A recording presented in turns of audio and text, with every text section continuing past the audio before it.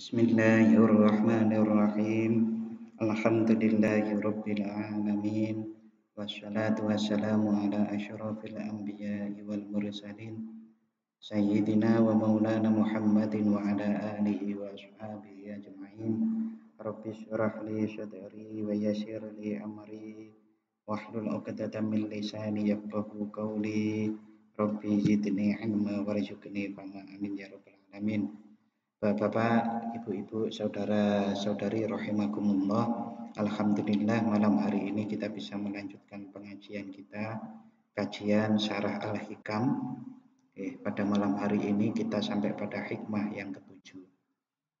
Kalau diringkas nanti jadinya seperti judul di depan ini, yaitu keraguan terhadap janji Allah mematikan basirah, mata batin, dan sarirah, mata ruh. Mata ruh, sarirah niku mata ruh. Bapak-bapak dan ibu-ibu, saudara-saudari rahimakumullah.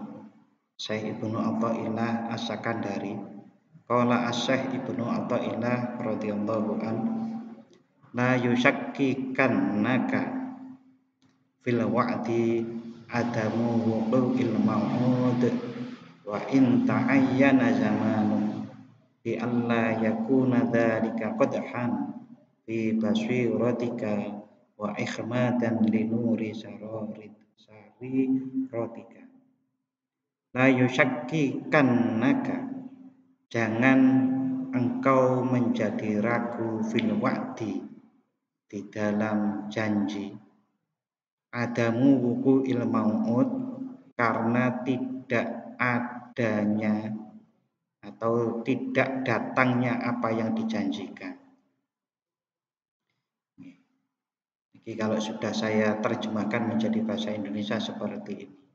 Janganlah engkau ragu terhadap janji Allah saat belum atau tidak datang apa yang dijanjikan oleh Allah.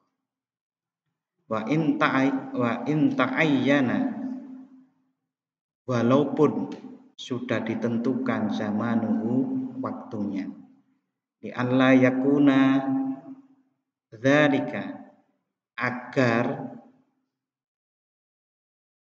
hal demikian itu tidak menjadikan qadhan, cacat atau kabur, fi basiratika, di dalam mata batinmu, wa ikhmadan, dan memadamkan linuri sariratika, cahaya nur, cahaya hati atau cahaya ruh. Lebih pasnya niku mata ruh.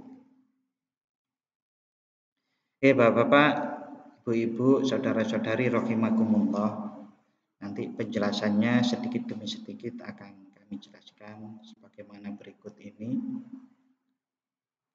Ini dari Syekh Asy-Syarqawi yang mencoba, yang menulis penjelasan atau syarahnya. Memangnya kalau mata batin itu padam, kenapa? Kok hendaknya mata batin itu kita jaga tidak kabur? Karena kalau mata batin itu kabur, maka kita tidak bisa mengenal Allah lebih baik. Kalau sariro atau sarirotika tadi yang di dalam di hikmah tadi, kalau itu padam cahayanya, maka kita tidak bisa bersaksi kepada Allah dengan persaksian yang tebal. Menyaksikan Allah niku bisa dipetakan menjadi 3. Kalau di grading, di tingkat-tingkat itu ada 3. Menyaksikan Allah hanya sekedar dengar dari kiai, dari ustadz, saya bersaksi tidak ada Tuhan selain Allah, yes, itu syahadat. Tetapi kalau kita menambah ilmu, memikirkan pengalaman hidup kita, memikirkan alam semesta, maka bisa jadi itu akan tambah menjadi yang namanya ainul yakin bahasanya nggih, yang sering digunakan ada. Yang pertama tadi hanya dengar informasi itu ilmu yakin. Kalau mau meningkat sedikit menjadi ainul yakin. Tapi ini mboten sedikit nih, banyak nih. Nah, nanti kalau meningkat lagi namanya hakul yakin. Nah, itu yang ada di hakul yakin itu ada di sariroh niku. Musyahadah namanya bersaksi kepada Allah dengan persaksian yang betul-betul bersaksi mata ruh itu memandang Allah Subhanahu wa ta'ala. Kalau panjenengan kita semuanya bapak-bapak, ibu-ibu dan saudara-saudari, pripun ya? Kalau pertanyaan itu bagaimana menyaksikan Allah dengan ruh kita itu, maka jawabannya itu sudah saya tanyakan berkali-kali ini ke orang-orang yang senior-senior, yang waskito niku, jawabannya lakonono engko ngerti. Ngoten niku jawabannya pasti. Karena saya pun tidak bisa menjelaskan kepada Pak Lukman. Karena apa? Kata-kata bahasa manusia tidak bisa mewakili hal tersebut. Sebagaimana kita seringkali sangat sulit menjelaskan perbedaan manisnya gula pasir yang putih dengan gula pasir yang agak kuning, gula pasir yang lembut. Gula pasir itu macam-macam gitu. Nggih, kula biasane buat kopi sendiri, jadi nggih ngertos. Kalau gulaku niku, wah, niki kula mboten promo nggih. Mboten iklan lho niki. Nah, kalau yang itu gulanya niku beda. Nanti gula yang agak kuning niku beda. Beda-beda. Itu perbedaan manisnya seperti apa? Itu dijelaskan sangat sulit Bapak Ibu. Menjelaskan hal seperti itu yang kelihatan saja itu sulit. Rasa manis.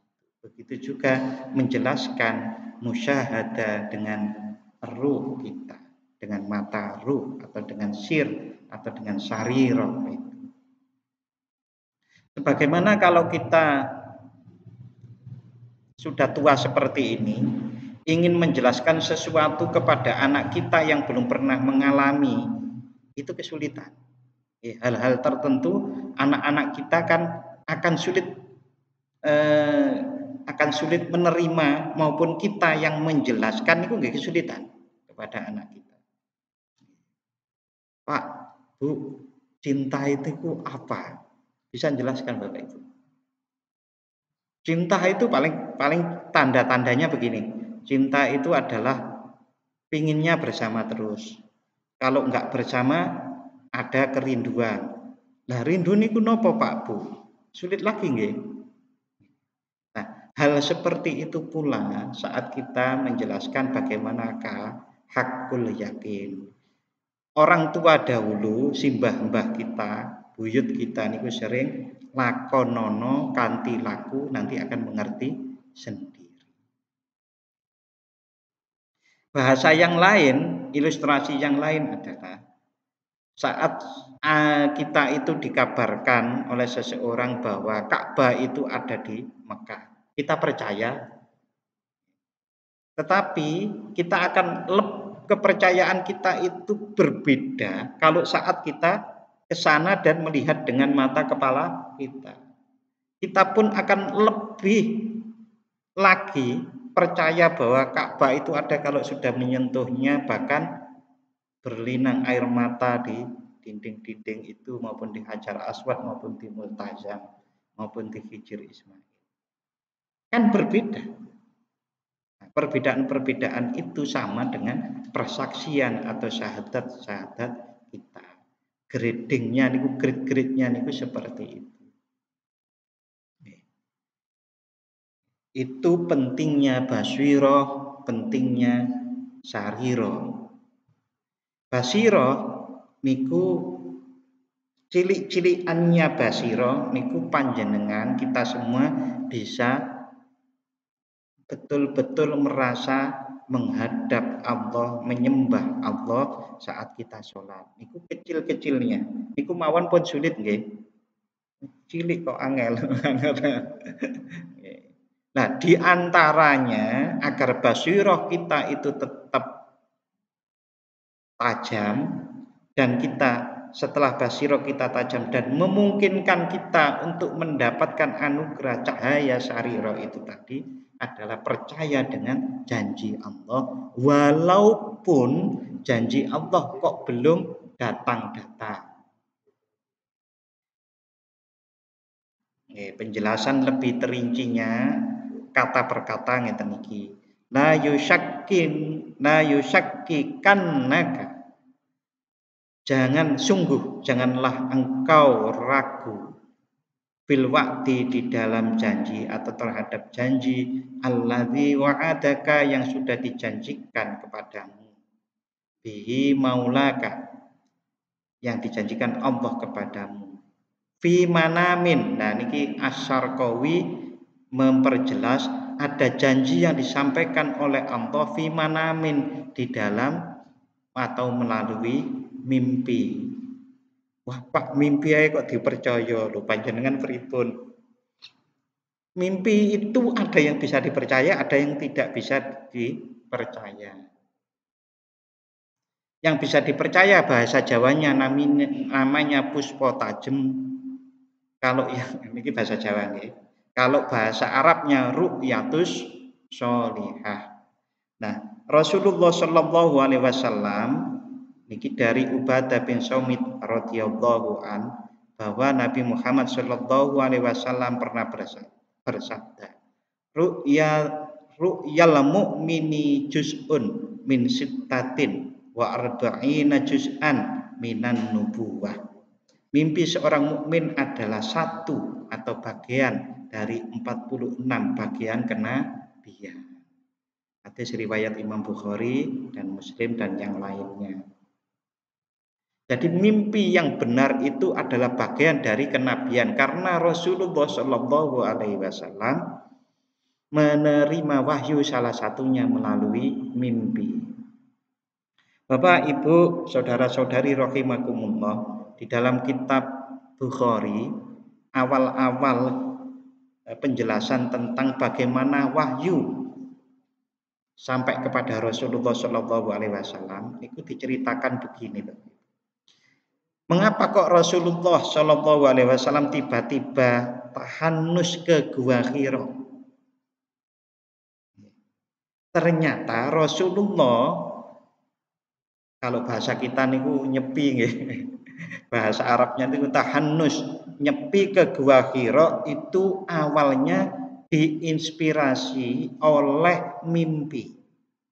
Rasulullah dawuh ngoten niku.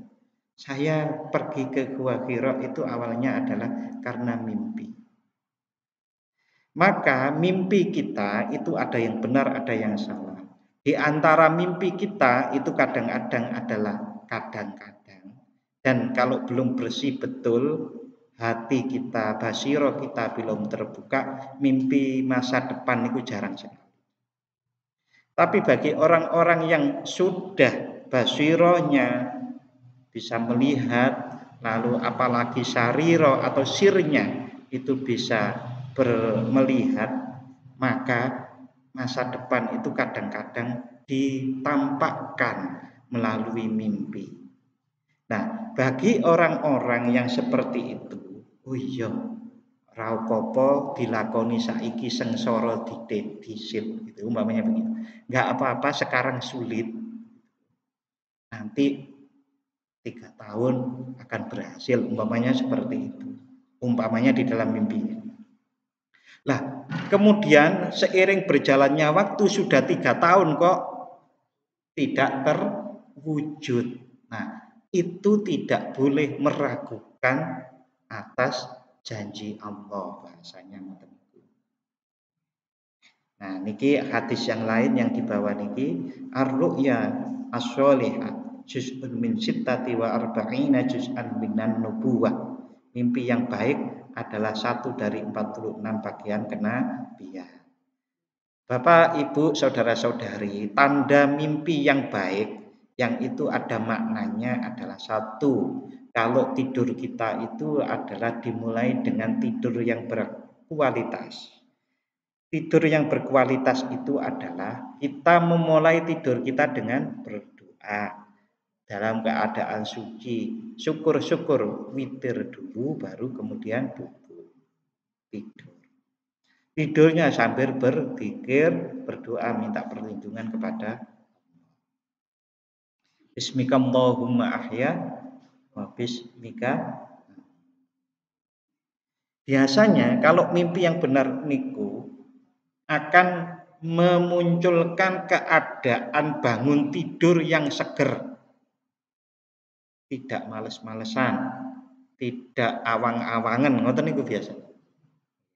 Niku adalah tanda-tandanya. Bahkan bangun niku langsung ingat Gusti Allah. Baca doa niku mboten dadak dieling-eling. Alhamdulillahilladzi ahyana ba'dama amatana wa ilaihin nusyur. Alhamdulillah urip meneh. Lah nggih arti bahasa Jawa ning ngoten lho. Alhamdulillahilladzi ahyana. Segala puji bagi Allah yang menghidupkan kami. Kalau kemarin hidup, kok sekarang hidup berarti kan urip meneh. Nah, gitu. Bapak, Ibu, saudara-saudari rahimakumullah, au ala lisani malakin atau dari lisan malaikat. Nanti saya jelaskan ya. Saya lanjutkan bacanya dulu, nanti saya jelaskan. Kok ono lisani malaikat barang itu? Au bi ilhami rohmaniyin atau dengan ilham rohmani. Adamu wuku ilmau, tidak adanya atau belum datangnya apa yang dijanjikan. Wa intu iyina zamanuhu, walaupun sudah ditentukan waktunya. Ai wa ingkana zamanuhu muayyanan, yakni walaupun zamannya sudah ditentukan, bi an ulahimta, dengan diilhamkan kepadamu, annahu yaksulu, sesungguhnya apa yang engkau perbuat akan berhasil. Au lisani malakin, lesan malaikat. Niki ada seorang ulama yang namanya Syekh Thohir bin Sholih Al-Jazairi. Niki menjawab pertanyaan, mungkinkah manusia dapat berjumpa dengan malaikat? Beliau berpendapat bahwa manusia tidak bisa melihat bentuk asli malaikat kecuali para nabi. Dan Rasulullah Shallallahu Alaihi Wasallam, sepemahaman kula, beliau pernah mengungkapkan melihat bentuk malaikat Jibril yang asli niku 2 kali. 2 kali cuma. Nah, ada hadis yang terkenal Rasulullah berjumpa dengan malaikat Jibril pun dalam bentuk seorang laki-laki yang mengajarkan kepada Nabi tentang rukun iman, rukun Islam dan ihsan dan tanda-tanda kiamat. Nah, manusia biasa seperti kita yang bukan Nabi tidak bisa melihat bentuk asli malaikat. Rasulullah dawuh menggambarkan malaikat bentuk aslinya itu sayapnya yang satu dengan satunya niku memenuhi barat dan timur, memenuhi semuanya. Nah, jangan bayangkan kalau semua dapat melihat malaikat seperti itu. Padahal kita saja selalu dijaga malaikat toh, Pak. Di Quran surat Ar-Ra'd 11 itu disebutkan bahwa malaikat bergantian menjaga kita. Ada malaikat penjaga, ada malaikat pencatat amal. Jadi malaikat yang ada, yang selalu mengelilingi kita niku ada 4. Yang 2 malaikat penjaga, yang 2 lagi malaikat pencatat amal baik dan amal buruk. Lah niku jenengan bayangkan kalau malaikat 4 itu kelihatan aslinya. Jenengan sumpek mau bergerak mana? Tidak dalam bentuk asli. Jadi Syekh Thohir bin Sholih Al-Jazairi ini berpendapat manusia tidak bisa melihat bentuk asli malaikat kecuali para nabi. Dan sesudah Nabi Muhammad tidak ada lagi nabi. Walaupun namanya Lia yang pernah ngaku jadi nabi, ketemu Jibril, Lia Eden. Masih ada yang ingat Lia Eden pernah bertemu dengan malaikat Jibril. Saya, Pak Bu, malah ngeri lagi. Ngeri lagi ini ketemu orang ngaku habis nambani malaikat Jibril jatuh di kali opak. Pusing saya itu dengar kayak gitu itu. Ada orang itu bilang gitu. Saya habis nambani malaikat Jibril jatuh di kali opak. Karepmu. Tapi saya nggak percaya. Nah, yang mengkhawatirkan itu adalah orang-orang yang masih labil, Bapak Ibu. Wah, giliran ketemu gitu lalu dibumbu-bumbui seperti yang ada di Blitar itu, yang sama pesulap merah nih loh. Gus Samsudin, wah, maka nganggo sulap-sulap ini percaya wes bahaya. Jadi Bapak Ibu, memang kalau kita niku banyak memahami Al-Qur'an, nggak gampang percaya hal-hal seperti itu. Berikutnya, karena sebagaimana diterangkan di atas bahwa malaikat di kitabnya ini sebelum menjelaskan ini menjelaskan bahwa malaikat tercipta dari jisim halus atau jismin latifin, seperti udara di dalam ruangan yang tidak dapat dilihat dengan mata, tetapi bisa dirasa kehadirannya. Gitu. Udara niku tidak bisa kita lihat, tapi kita rasakan kehadirannya. Lawang masalah udara saja, kita itu kesulitan melihat.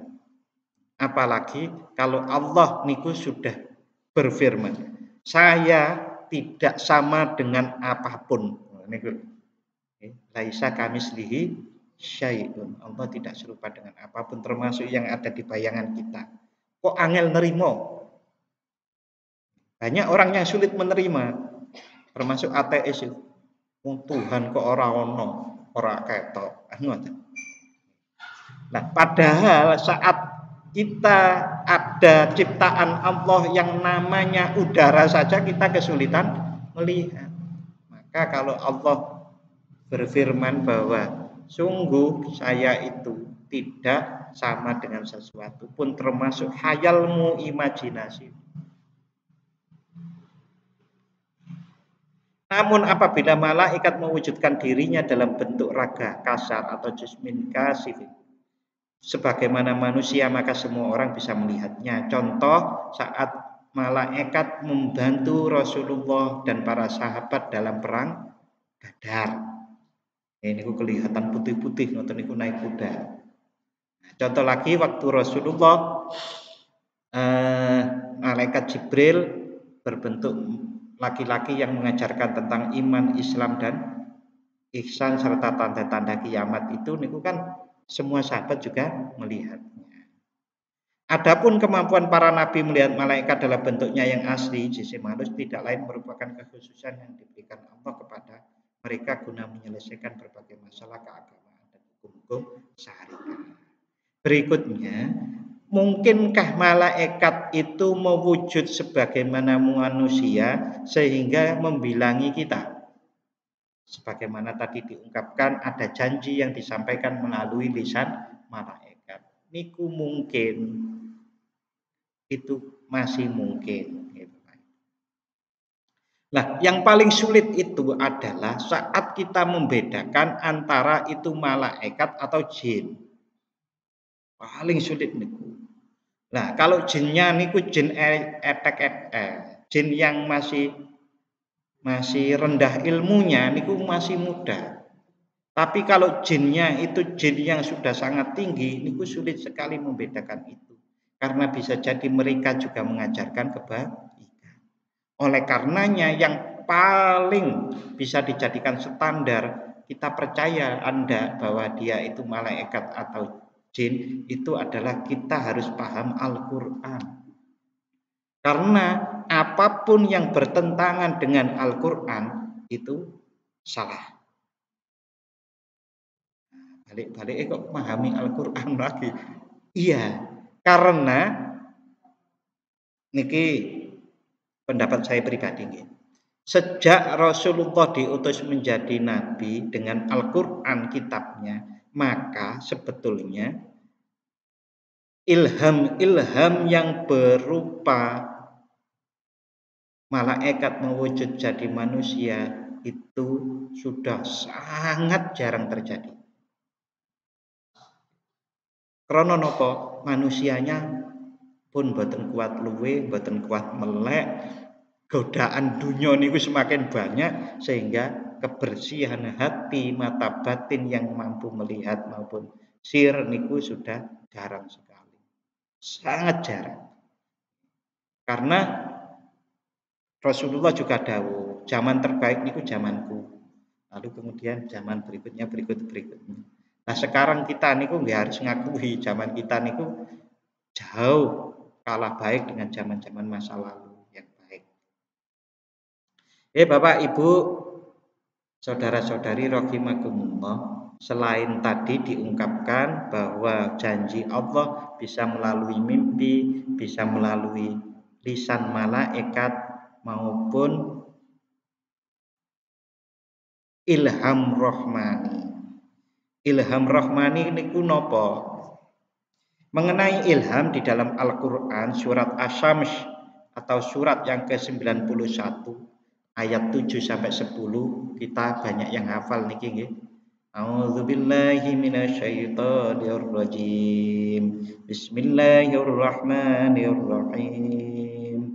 Wa nafsin wa ma sawwaha fa'alhamaha fujuraha wa taqwaha qad aflaha man zakkaha wa qad khaba man dassaha. Dan jiwa serta penyempurnaannya atau ciptaannya. Maka Allah mengilhamkan kepada jiwa itu jalan kefasikan dan ketakwaannya. Sesungguhnya beruntunglah orang yang mensucikan jiwa itu dan sesungguhnya merugilah orang yang mengotorinya. Nggih. Jiwa bisa menerima ilham. Kita bisa menerima ilham. Ilham niku bisa dipetakan menjadi 4. Ada ilham yang sifatnya nafsu, ilham setan, ilham malaikat, ilham rohmani atau ilhamnya Allah. Ilham nafsu itu mengajak pada menuruti nafsu, makan, minum, syahwat. Syahwat setan itu syahwat yang lebih bersifat pada sombong, keakuan, egois, atau kalau di dalam surat An-Nas ilham yang membuat seseorang itu ragu-ragu. Contoh, niki karena saya pernah Bapak Ibu, wudu niku boten rampung-rampung. Jadi pas waktu santri saya dulu, pas waktu nyantri niku, wudu niku balik-balik. Perasaan kok gak sah wae ngoten. Salat nggih ngoten takbire berkali-kali, Allahu Akbar. Sah urung ya? Allahu Akbar berkali-kali. Niku pernah dan itu berarti was-was dari setan. Kalau ilham malaikat itu ilham yang bertentangan dengan ilhamnya setan, yaitu mengajak kebaikan, mengajak bertakwa. Ilham rohmani itu juga ilham untuk ketakwaan. Nah, terkait dengan hal pembahasan kita ini Bapak Ibu, ilham rohmani adalah ilham yang diberikan oleh Allah kepada kita, baik itu melalui mimpi maupun melalui sir atau basiroh tadi. Ya Bapak Ibu, niki doanya untuk agar terhindar, meminta perlindungan kepada Allah dari bisikan setan. Wa qur rabbi a'udzu bika min hamazati syayatin wa a'udzu bika rabbi ayyahdurun. Di dalam Quran surat Al-Mu'minun ayat 97-98. Dan katakanlah, ya Tuhanku, ya Allah, aku berlindung kepada Engkau dari bisikan-bisikan setan, dan aku berlindung pula kepada Engkau, ya Tuhanku, agar mereka tidak mendekati aku. Bapak, Ibu, saudara-saudari rahimakumullah, kita sama-sama sangat paham ya dengan Quran surat An-Nas bahwa setan itu bisa jadi adalah manusia yang kesetanan maupun jin yang kesetanan. Manusia yang kesetanan, manusia yang menggoda-goda kita nih. Kan enten Bapak Ibu, manusia niku yang profesinya nggodhoi menungso liyane. Wis ora gelem korupsi, diajaki korupsi wae terus. Itu setan. Nah, yang sulit itu adalah saat kita digoda oleh jin yang kesetanan sehingga menggoda kita karena kita tidak mampu melihat jin. Bapak Ibu, maka kita bisa berdoa dengan doa seperti ini yang difirmankan oleh Allah di dalam Quran surat Al-Mu'minun ayat 97 maupun 98.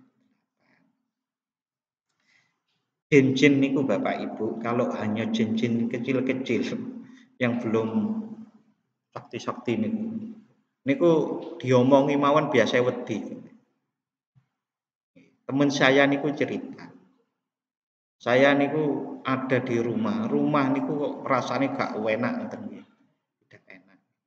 Terus kadang-kadang kalau malam niku ada saja ngoten nggih. Karena dia beli rumah jadi yang lama nggak ditempati. Akhirnya disarankan oleh temennya yang lain, uripi lampu kabeh, lampunya dihidupin semua. Terus dibilang begini di tempat yang biasanya yang disangka atau kita duga ada jinnya. Udah pindah sana, di sini mau saya tempati kok. Daripada kita saling mengganggu. Kamu terganggu, saya juga terganggu. Jin itu kan seringkali di pohon besar, di batu besar, di sungai-sungai, tempat sepi. Mengapa Bapak Ibu? Karena nggak terganggu gitu. Maka kalau ada rumah yang sebelumnya ini nggak ditempati, mereka kan nyaman di situ. Begitu giliran ditempati kan terganggu juga, mereka terus buat ulah. Nah, kita bilangi mohon seperti itu. Banyak-banyak dibacakan Al-Quran. Yang ketemu jin sing sakti seperti manusia, ketemu preman kok sakti banget, ya minta bantuan polisi, nggak usah diduduk diwi. Karena kalau kita lawan sendiri bisa jadi kita juga kalah. Loh Pak, kita kan percaya Allah kok kalah. Nah percaya sih titik. Tadi itu nggak Pak Ibu, bahwa orang percaya kepada Allah, iman itu ada yang kalau di tingkat-tingkat ada 3 tadi. Ada yang sudah baru di ilmu yakin saja penyaksiannya, ada yang sudah di ainul yakin, ada yang di hakul yakin. Nah, memang kalau jin-jin yang sakti-sakti gitu itu ya dilawan dengan orang-orang yang juga sakti dalam pengertian dekat kepada Allah. Apakah setiap orang yang bisa ngusir jin itu dekat dengan Allah? Lain, Bapak Ibu. Karena ada ilmu yang bersumber dari Allah, berdoa kepada Allah lalu Allah mengabulkan. Ada yang sumbernya dari jin yang lain. Para dukun-dukun yang jelek niku. Walaupun niku ngusir jin tapi bisa jadi itu dengan jin yang lain yang lebih kuat gitu. Maka kadang-kadang dukun sama kalah dengan yang lain itu karena kalah kuat ngoten-ngoten.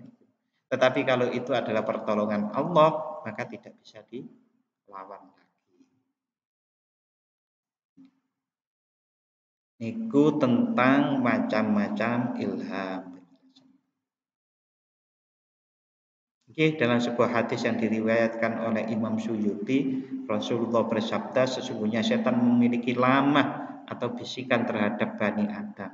Demikian pula malaikat, bisikan setan mendorong kepada keburukan dan mendustakan kebenaran, sedangkan lamah atau bisikan malaikat mendorong kepada kebaikan dan membenarkan kebenaran.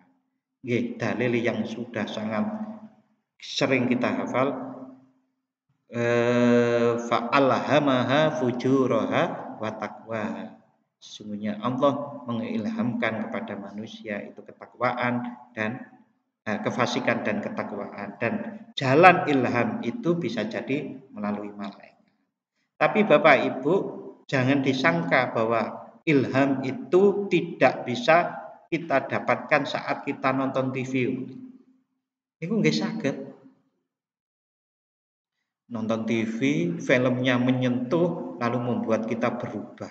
Iya ya, mengapa saya tidak menjadi lebih baik? Niru tokohnya yang itu. Sinten Bu, tokoh sinetron sekarang yang baik? Gak ada ya, sekarang gak ada orang nonton sinetron. Ya Bapak Ibu, rahimakumullah. Begitu juga TV ya, sekarang YouTube jam.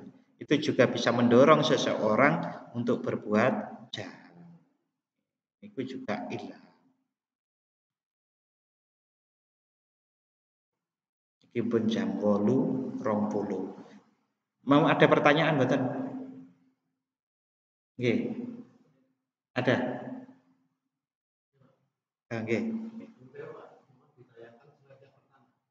Slide yang pertama.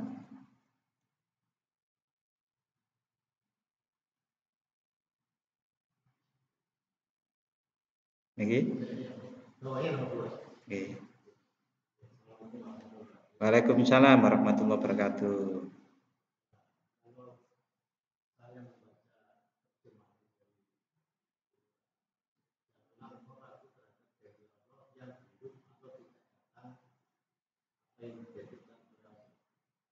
Pemahaman saya, janji Allah itu pasti. Itu sesuatu yang sudah dijadikan Allah mungkin belum terjadi, tapi tidak akan terjadi. Kalimat di sini belum atau tidak. Berarti kalau pemahaman saya, kalau tidak datang berarti janji Allah itu tidak. Apakah di sini itu lebih tepatnya tidak jadi dijelaskan belum datang? Yang pemahaman saya itu tadi janji Allah itu pasti. Kalau jadi itu belum ditepati berarti belum datang. Jadi kalau kita pahami dari kalimat sempurna sedaya niki, maka di situ ada waktu. Jadi wa in ta'ayyana zamanuhu. Kalau dari bahasa Arabnya sendiri, itu malah pengertiannya tidak. Adamu wuku il maut itu adalah tidak adanya datangnya apa yang dijanjikan. Nah, mirip dengan jenengan, maka saya kasih tanda miring itu karena belum. Sebagaimana nanti dijelaskan di bawah, Rasulullah Shallallahu Alaihi Wasallam itu kan pernah mendapatkan wahyu bahwa akan terjadi kemenangan atau Fathu Mekah. Fathu Mekah itu adalah saat Rasulullah sudah di Madinah, lalu kembali ke Mekah dan tidak ada perlawanan, semuanya dikuasai oleh Rasulullah Mekah itu. Sedikit pun. Itu kan terjadinya setelah 1 tahun Rasulullah datang dan kembali. Maksudnya Rasulullah niku berangkat karena janji itu, maka sampai Mekah ternyata masih dihalang-halangi. Akhirnya niku sahabat Umar protes banget. Nah, bukankah kita niku benar ya Rasul? Iya benar. Nah, kita lawan aja. Sudah ada janji dari Allah. Nah, Rasulullah mendapatkan wahyu lagi bahwa bukan tahun ini ternyata. Nah, Rasulullah menduga bahwa janji itu tahun ini, tapi ternyata datangnya tahun kemudian. Nah, janji Allah niku pasti datang kalau ada kata sudah ditentukan ngeten iki. Bisa jadi Bapak-bapak dan Ibu-ibu, janji Allah niku pasti iya, tapi apa yang dipahami manusia dengan ilham tadi kan ada kaitannya dengan manusia nih. Maka ada syarat, ada sebab, ada ketentuan. Nanti akan dibahas syarat dan bahwa ada syarat dan ketentuan itu. Kalau bahasa Arabnya sendiri malah tidak ada. Ini tapi harus dipahami seluruhnya ini, bukan per kata. Maka saya menerjemahkannya ngidat ini ngoten niku. Kalau janji Allah pasti iya. Tapi kalau sudah ada kaitannya dengan manusia, ada syarat dan ketentuan yang berlaku, yang bisa jadi itu diingkari oleh manusia, maka janji itu bisa jadi dicabut. Mangertos gitu itu. Bahwa janji Allah itu akan datang kepada orang-orang yang bertakwa, akan mendapatkan jalan keluar. Nah, jalan keluar dalam persepsi manusia maupun ketakwaan dalam persepsi manusia itu bisa jadi berbeda-beda. Dia manusia bisa jadi menyangka bahwa dirinya itu sudah bertakwa, tetapi sebetulnya belum. Umpamanya seperti itu. Nggih, niki nek terjemahan dari bahasa Arabnya ngeten niki. Saya sepakat kalau janji Allah pasti akan dipenuhi. Tapi kalau sudah berkaitan sudah dengan manusianya maka ada syarat, ada sebab, lalu kemudian juga ada hal-hal yang mungkin bisa dicabut juga. Nggih.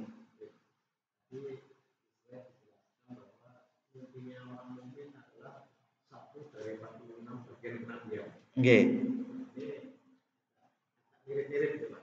Nggih. Bagaimana membedakan kalau itu sudah jelas Pak. Ya ini satunya itu kerasukan. Bagaimana kerasukannya orang mukmin, di mana dalam kerasukannya itu dia semakin memberikan amanah yang harus dilakukan. Dan apakah amanah yang orang mukmin yang dalam kondisi kesurupan itu harus dilakukan? Nggih. Nggih, cara membedakannya nggih harus ketemu dulu, tahu mata batin kita, Pak. Dan kita terlatih sebetulnya itu. Jadi kalau memang kita itu merasa tidak bisa, nggih, mending kita itu mencari tahu kepada yang bisa. Contoh kalau orang kerasukan umpamanya. Nah, ini kerasukan atau ini adalah ilham. Nggih, kita tanyakan pada orang yang tahu. Dan orang yang tahu itu nggih, salah satu tandanya nggih, menemukan mata batinnya itu. Kalau kita sendiri mengira-ngira malah bisa jadi salah. Nah, bagaimana berproses ke sana? Kalau berproses ke sananya niku ada yang namanya mujahadah, ada yang namanya riyadhah. Kita biasakan berlatih untuk ngempet hawa nafsu. Kita biasakan berlatih untuk selalu merasa diawasi Allah, merasa atau khusyuk. Nah, niku yang terus diupayakan. Nah, orang-orang yang sudah melatih dirinya seperti itu, kanugrahan di antaranya mata batinnya itu bisa melihat, mata ruhnya niku bisa menyaksikan. Orang-orang seperti itu begitu melihat niku pun ngertos. Ini orangnya terbujuk, ini adalah jin, ini adalah niku pun ngertos, Pak.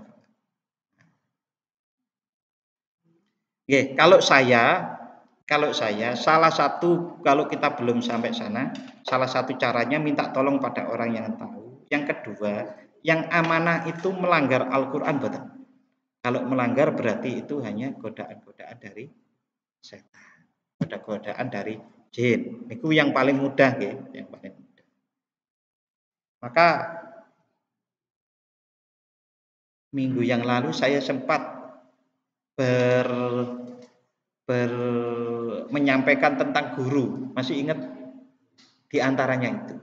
Bahkan para pejalan, para orang-orang yang takorub ilallah niku kadang-kadang kalau mboten hati-hati niku juga bisa diganggu oleh jin maupun setan yang itu seakan-akan benar tapi itu salah. Contoh Bapak Ibu. Ada seorang kiai muda. Wah, niku nggih pun ampuh. Pun ampuh. Saking ampuhnya beliau niku sering mengatakan bahwa beliau sering traveling ke Ka'bah, ke Masjidil Haram. Nah, cerita niki sering diceritakan di pengajian-pengajiannya sampai kemudian ada salah seorang santrinya yang itu menyampaikan kepada gurunya. Jadi gurunya si Kiai Muda nih, guru sepuh. Nah, lalu kemudian dipanggil. Si Kiai Muda niku dipanggil dan kemudian dititipi. Nanti kalau kamu ke Mekah lagi, ke Masjidil Haram, waktu mau masuk sampaikan salam saya kepada penjaga. Sebut nama saya, sampaikan salam saya kepada penjaga yang ada di Masjidil Haram. Nah, akhirnya Kiai Muda niku traveling niki pakai jiwa nggih Bapak Ibu. Sanes pakai badan fisik nih. Nah, setelah sampai sana disampaikan salam itu ternyata kemudian suasana niku berubah. Berubah niku bukan Masjidil Haram, bukan Ka'bah, tapi tempat sampah. Nah, niku salah satu di antara betapa pentingnya kita niku bertanya, betapa pentingnya kita itu punya orang tempat bertanya yang kita sebut guru maupun bukan guru nggih boten napa-napa, tapi kita bertanya. Nggih, wong nuwun sewu niki ada yang cerita ke saya. Ada orang yang di cerita niku nggih pas tahanus atau wiridan ngoten. Niku didatangi, yang datangi niku Sunan Kalijaga. Ternyata orang yang cerita kepada saya niku berpikir begini. Iki kon bola-bali kok Sunan Kalijaga yang datang. Niku akhirnya niku berani kan tanya begini. Jenengan niku Sunan Kalijaga tenanan apa palsu ngoten niku. Nah niku marah, Pak. Marah Sunan Kalijaga dalam mimpi itu. Kelahi niku sampai dia niku mengatakan begini.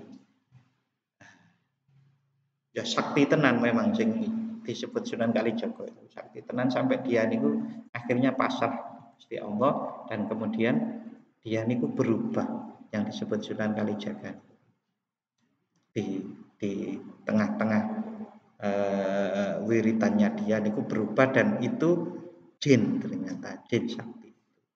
Maka orang-orang yang mengalami hal-hal seperti itu memang harus tanya dan dicari guru yang lebih tahu biar tidak tertipu. Oke. Ngoten nggih? Nggih, sementara begitu jawabannya. Nanti akan kita lanjutkan ke minggu depan nggih. Minggu depan akan kita lanjut ke sini. Masih banyak ternyata. Fil wakti laka fil fakti alfulani dan kemenangan untukmu dalam waktu manusia lagi. Fathun kemenangan au yahsulu fil ami rakhaun atau keberhasilan di tahun kemakmuran au ghairu dzalik atau selain itu. Maksudnya janjinya itu ada janji kemenangan, janji kemakmuran dan yang lain-lain. Nah, minggu depan kita lanjut di Allah yakuna dzalika syakku sampai seterusnya. Malam hari ini kita akhiri bersama-sama dengan membaca doa.